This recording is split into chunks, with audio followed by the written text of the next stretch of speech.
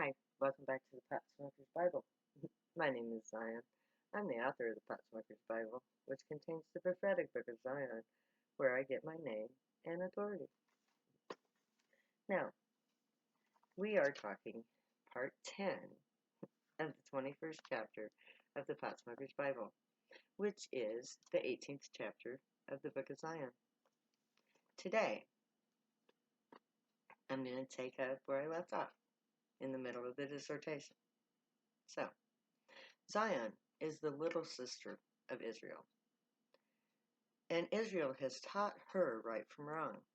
She grew up suffering the same punishment, but she didn't make the mistake her big brothers did. Her big brother's reputation caused her to suffer the same fate, but not in the same way. These two nations relate to each other through their gray god and the traditions of their mutual father and mother, Abraham and Sarah. We are family in thought and deed, one nation. We may be half a world apart, but we are one people. I will put them together as the sheep of Bozrah, as a flock in the midst of their fold. There will be a gathering of the brotherhood of Abraham, an event where drug users and Jews come together to meet officially with the Grey. A family gathering where a formal covenant between Earth and the Grey Council, representatives of the Galactic Authority, will take place. Abraham was chosen long ago to represent the human race to the Grey. It is in anticipation of this event that each Zionite will take the name of a tribe of Israel on entry to Zion. The tribal name they take will determine where they camp and where they gather in this huge gathering. At the event, each person will be gathered to their tribes. All of the houses of Israel will be representative.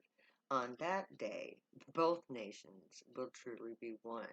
Zionites of the tribe of Reuben will gather with the Jewish family members of the tribe of Reuben, and etc., and etc.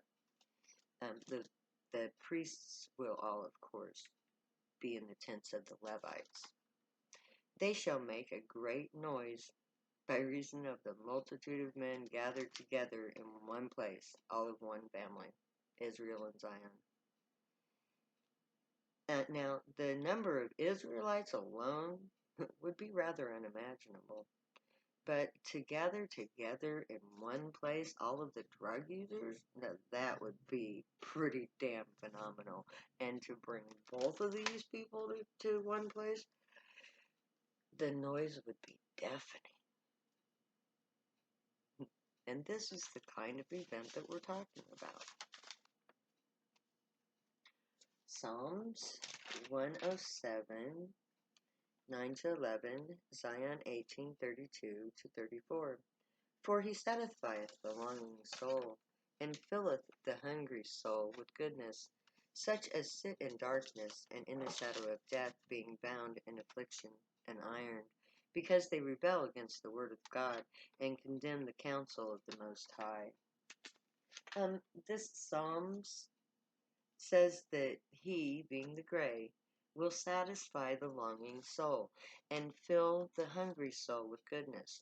The Grey have been inspiring our scientists with ideas to fulfill this passage, meat that is grown in labs as opposed to cows being butchered, milk coming from grass so that the cows no longer have to remain pregnant at all times so that we can have milk, real aid for the poor. We will perfect these techniques to provide food for all in a healthy society free of the current mass-produced beef and chickens that is so unnatural and so unhealthy.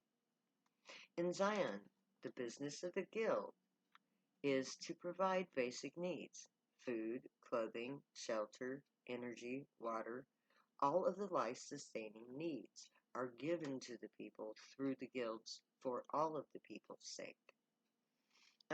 This money-free system has only one purpose: to provide for the needs of society.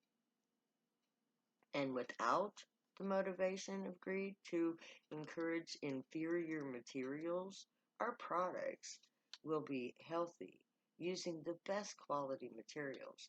Why would you use cheap junk in place of durable goods? Cheap is the key here. Price creates greed.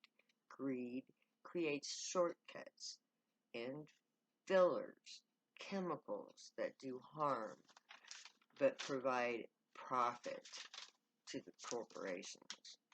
We live in a wasteful, made to be broken society. Profit motivates this. It's the cycle of buy, use, break, replace. The corporations that produce this inferior crap does so to ensure profit. If your toy never broke down, you would never need to buy another one. So, to ensure more profit,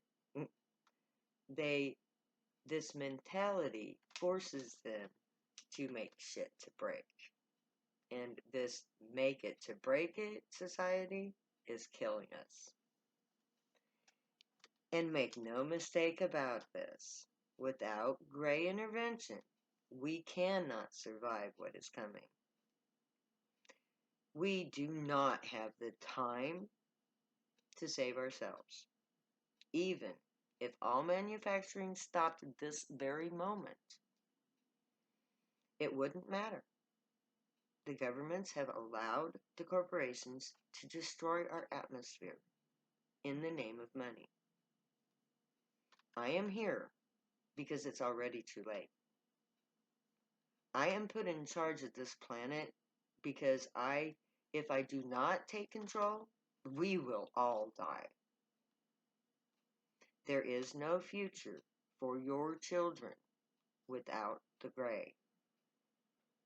I am here to save the children from the death that you have ensured for us all.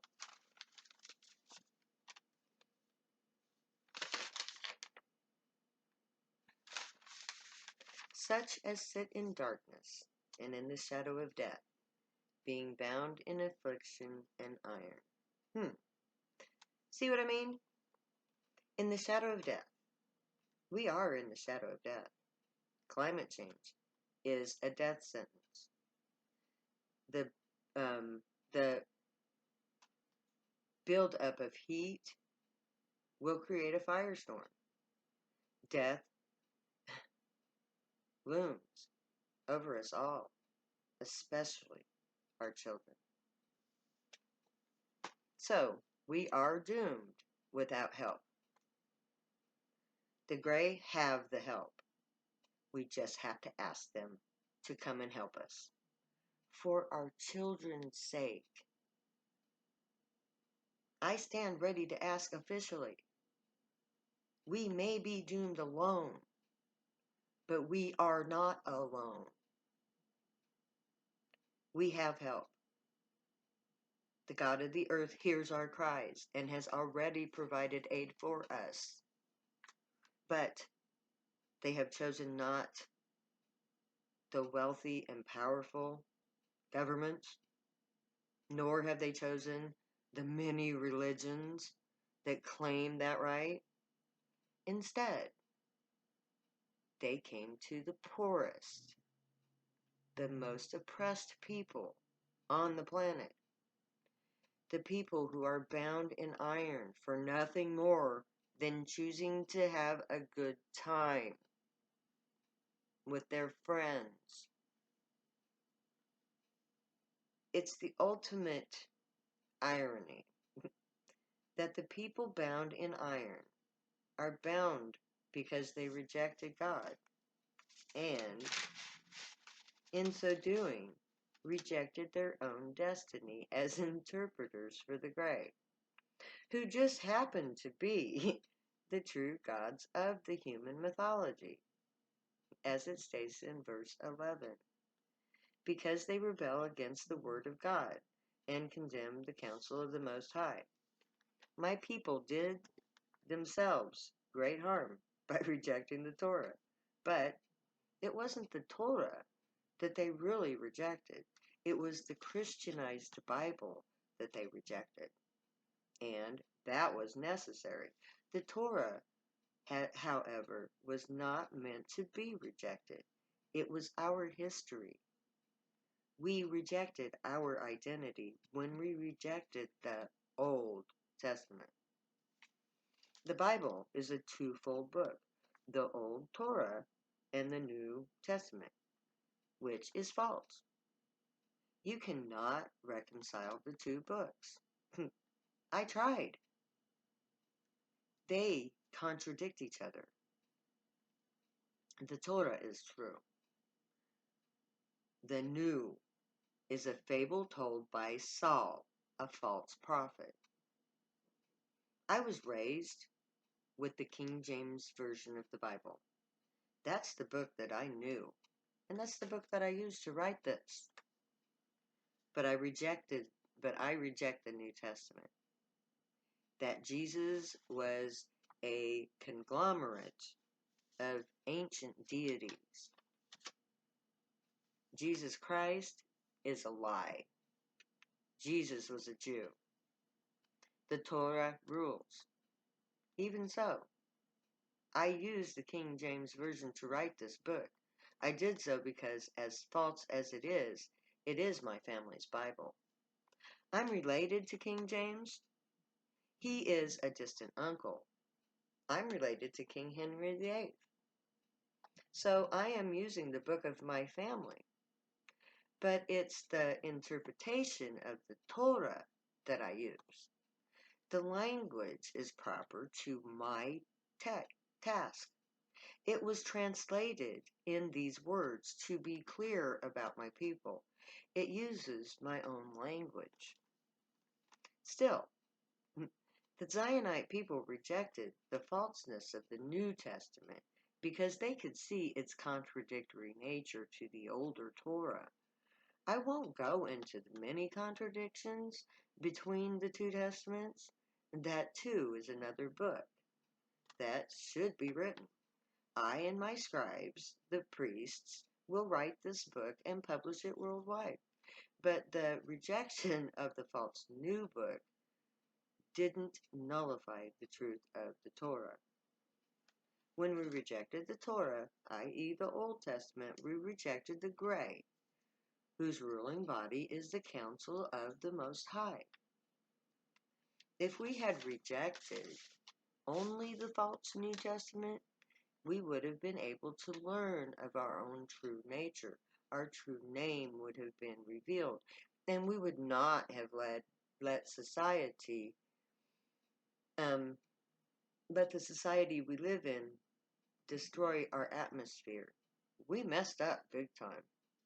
So we are in that sense responsible for current affairs to the extent that we could have saved the entire planet from extinction, a mass extinction. But we didn't. We didn't create the problem. Those that hate us did. They kept us from exploring our true nature by oppression. They created mass murder of life on Earth. Our mistake was also their fault. If they hadn't destroyed life, we wouldn't have had to be created in the first place. And I'm going to stop there and pick up next time where I left off. So, until then, may the Gray watch over you, guide you, protect you, keep you from all harm, and teach you right from wrong. May you always be worthy of them. May your thoughts, words, and deeds reflect truth, good, and light. May you always be happy and high. Always fight the good fight, my friends. No bad thoughts. I love you all. I'll see you later, because I'll never say goodbye.